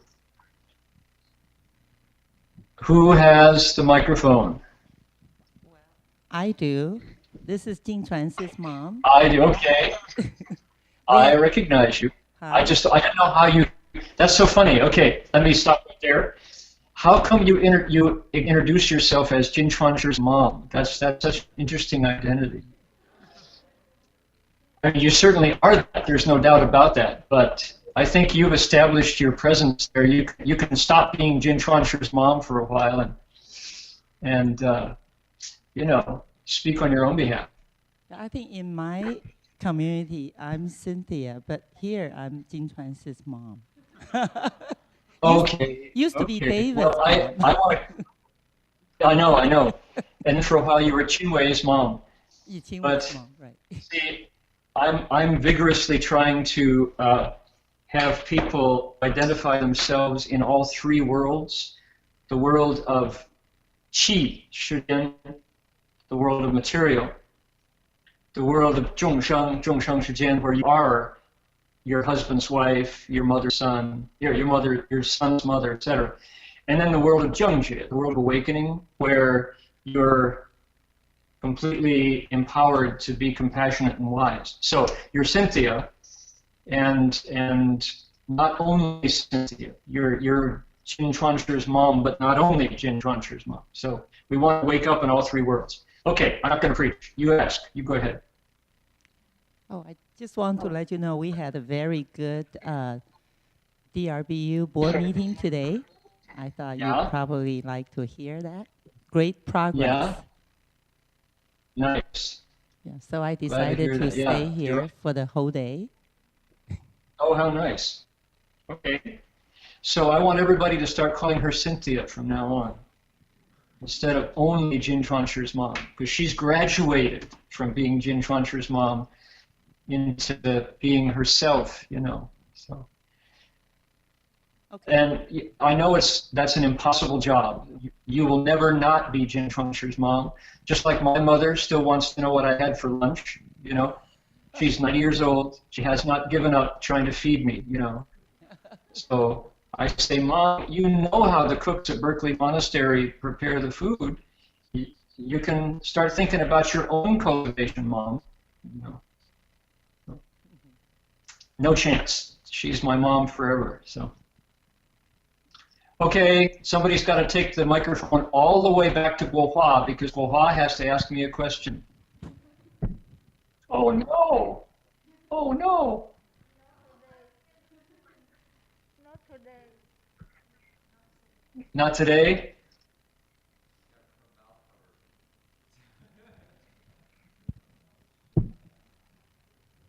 有没有什么问题啊？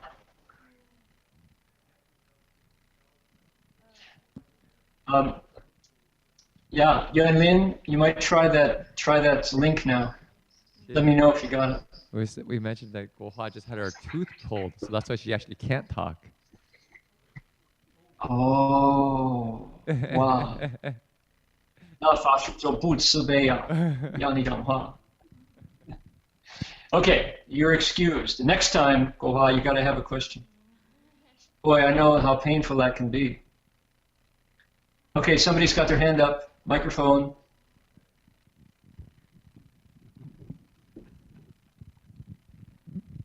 I heard Zongfeng say you are going to Singapore, is that right, for a Dharma? Yes, I am. Are you going to Singapore? Yes. And could you introduce us the event there? Okay, yeah. I'm going to Singapore to the what's called the Buddhist Union. It's called Fojiao Hui, and I'm going to be lecturing on the Pu Xian Heng Yanping. I'll be there for a week and a little more. So it comes out to about 5, I don't have all the details yet, but it's about 5 public lectures, and then one Saturday I'm going to talk to young people. And also I'm going to do a whole concert of Dharma music, since people in Singapore have affinities with me. So I'm going to do maybe an hour of Dharma songs. The dates are, I think I go on the 15th of April. And I'm going with my Dharma protector, Sam, Ong Kun Sam, who's a young man who lives here at GCDR with me.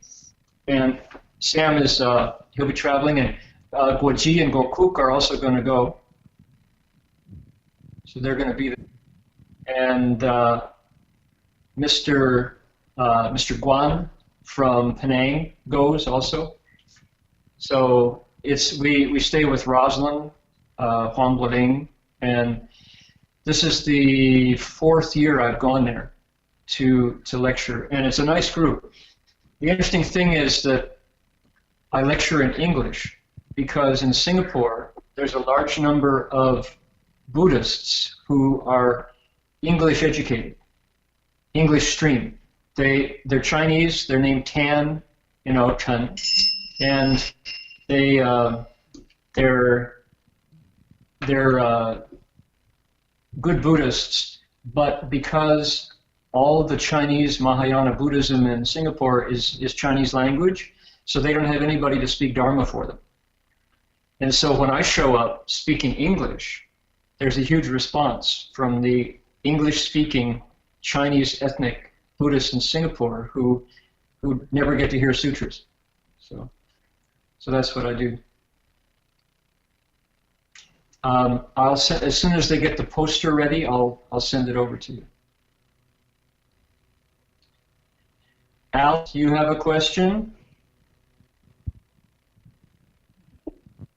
Who, me? Yes, you. Yes, I would like to hear another story about your neighbors, the python, and just some animal, kangaroo, spider, kookaburra. I'm curious about that. Okay. The fun one is I've been trying to get a video over to so it can be played, and we're not having much luck with that. I'll try again here. Let me just try one quickly. This is, let's see, I'm going to click on my computer here and see if we can't make it work. So Alice asked me about animals, my neighbors, and okay, there it is, and now I'm going to share it here. Close that. The wonder of computers here. Let's see. No guarantee this is going to work, but if we'll be able to do it. Okay, there we go. Let's see now.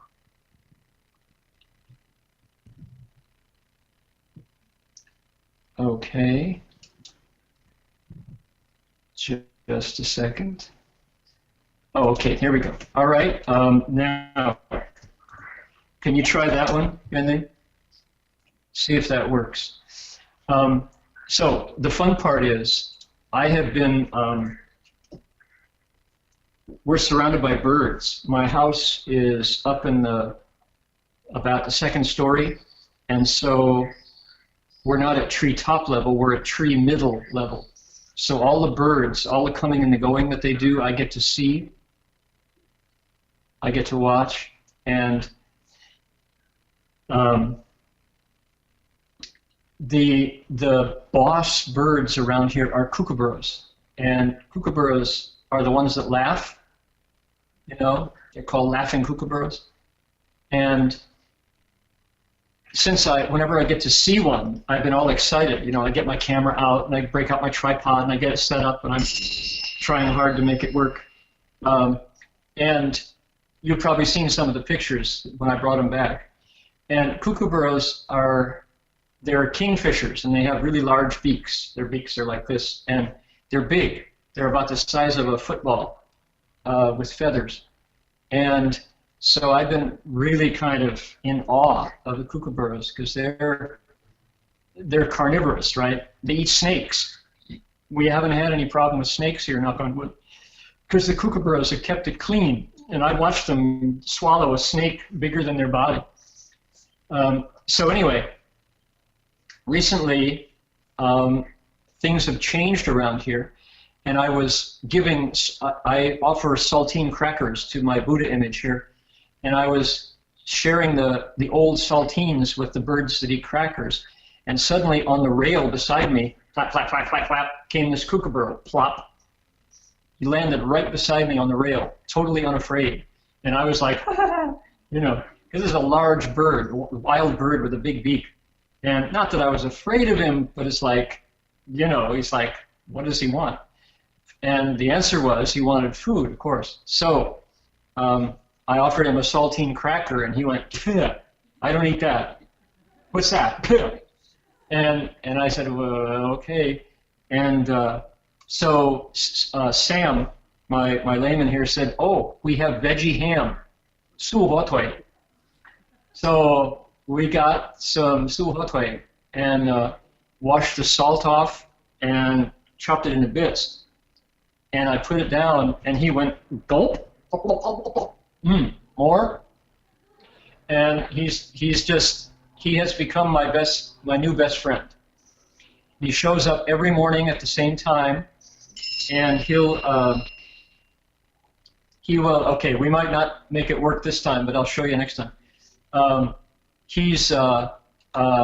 I give him 4 pieces of veggie ham, and he's really charming.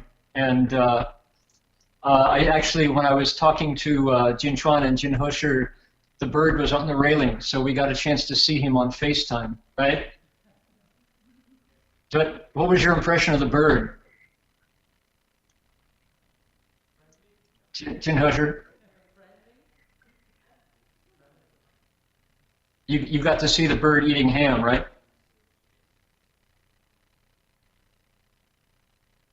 A very friendly bird. Yeah, he's very friendly. He's very and totally unafraid.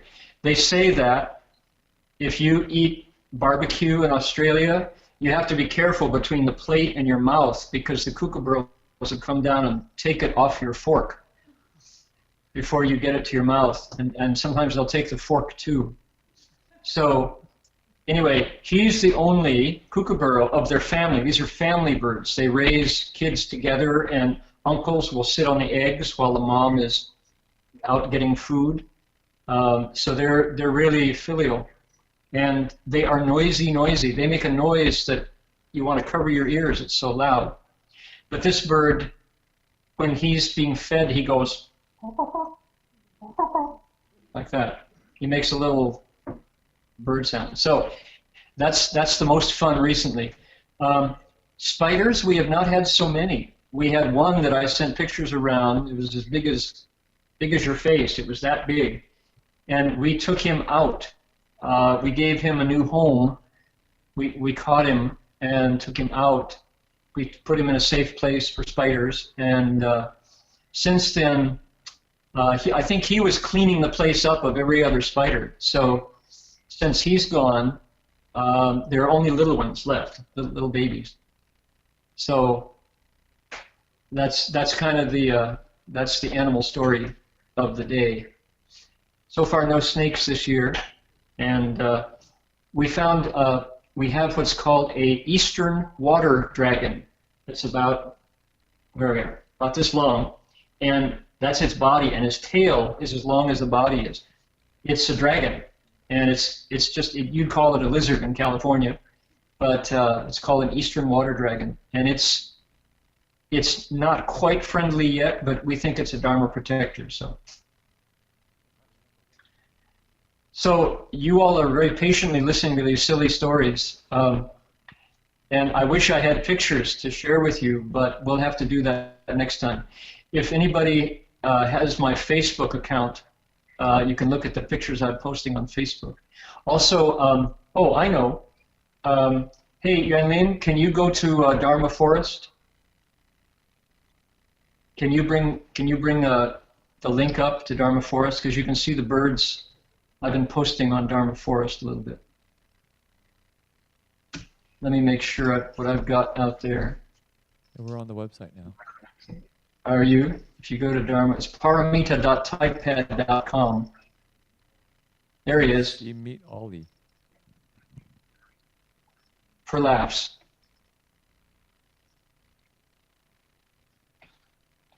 And there he is. Go to the. I have 2 pictures of him there.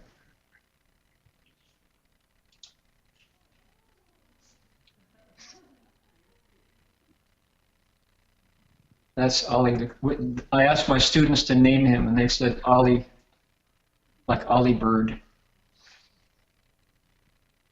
It was a toss-up between Ollie and Rocco, so we picked Ollie.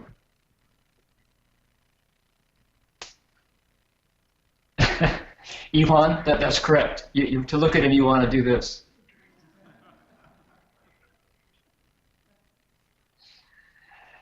Okay, well, jayo, jayo, and I'll see you next week. I don't want to keep you past the time. And tomorrow is my last lecture at Bond. Can you believe the semester is over? I've been here now for an entire semester, and I have one more lecture to the students, and then one more tutorial class, and that's it. So, seems amazing that it's gone by so quickly. Somebody has her hand up in the back. Yeah, that's me. Who's got the mic? Dharma Master, Amitofo, this Go Home. I go home. Yeah, Amitofo. I received an email from Paris. There's a Dharma friend over there. They're trying to build a website, and they want to know you have any name or suggestion for the name for the website. For the website? Yeah, this one is DRBA affiliated website in Paris. Okay. Is it going to be in English or in French? I think French. In French, okay. And what's the content going to be? It's going to be DRBA Dharma and book distribution information. Okay. Yeah. Let's see. If we call it DRBA France, there might be other ones. We don't want to give only one. It should be more specific. So, are they in Paris? Yeah, they're located in Paris. Okay. Can Westerners say Francais? DRBA Francais? Probably not. It should be. Yeah. Francophone? DRBA Francophone? Francophone. Yeah. How about DRBA, we eat too much good food over here. Okay, let's email about it. Yeah. Okay. And we'll, if we know, if we think of a name, they won't dare change it if it comes from us. But we need if they can critique it, make it fit. They know the local situation better. So let's collaborate on it instead of my giving it to you. Because once I give it to you, they'll feel like they have to use it. So okay. So maybe can we do something like Europe, have a wider meaning?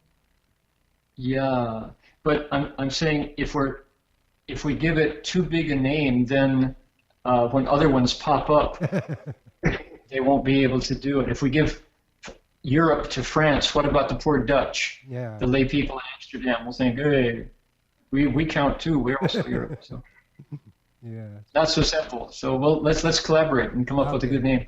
Yeah. Amitabha.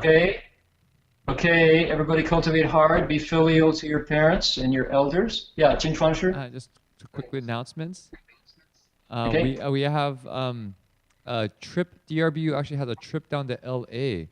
So many of the senior disciples, Chi Fa-shi, Liang Fa-shi, I believe Ying Fa-shi, Jiao Fa-shi, and Yi Fa-shi, as well as Doug, have gone down to LA to give a series of Dharma talks and things. So if you look at the drbu.org website, you can see their talks in Southern California. I believe they're visiting Caltech and various other universities and probably our way places or monasteries down there. So that's going to be, if anybody's in LA listening online, please join in if you have a chance. Okay. UCLA and Caltech, yeah. And then the Chan session is starting tonight at the City of 10,000 Buddhas. So if people would like to join, please feel free. And also tomorrow. How long is that? That's for 1 week, a beginner's Chan session.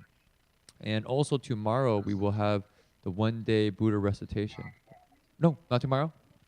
Oh, next Sunday. Oh, okay. So not where. Oh, sorry, I got the days wrong. So next Sunday. Sorry. So not this Sunday. Next Sunday we'll have Buddha recitation, and I believe everything else is going on as usual. Our Great. Monday and Thursday classes will resume again this week. Okay. All right. So just to make sure that she knows we're not trying to give her a hard time, everybody say, hi, Cynthia.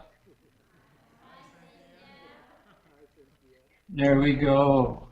Just get in the habit, you know. It's like Jin-Chuan Shi's mom is going to kind of be eclipsed by your actual identity. Okay. Amitofo, everybody. See you next week. Cultivate hard. Amitofo. Bye-bye.